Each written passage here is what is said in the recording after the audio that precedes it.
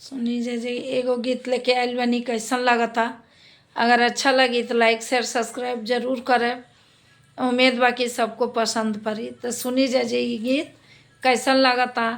अभी के फैशन के गीत बा, तो उम्मीद बा कि सबको पसंद पड़ी।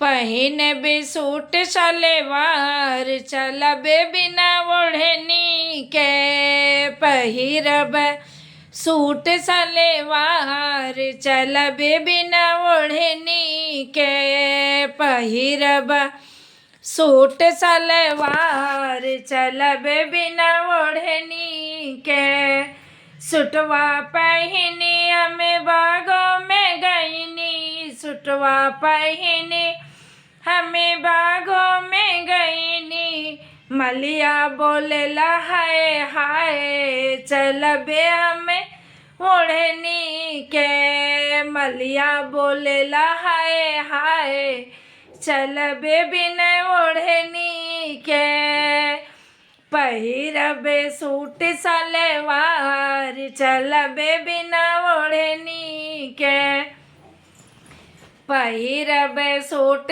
सलवार चलबे बिना ओढ़नी के, सुटवा पहिनी हमें कुइया पे गईनी, सुटवा पहिनी हमें कुइया पे गईनी, पनी भारा बोलेला हाय हाय चलबे हमें ओढ़नी के, पनी भारा बोलेला हाय हाय चलबे बिना ओढ़नी के, पहिनबे सूट सलवार चलबे बिना ओढ़नी के, पहिनब सूट सलवार चलबे बिना ओढ़नी के।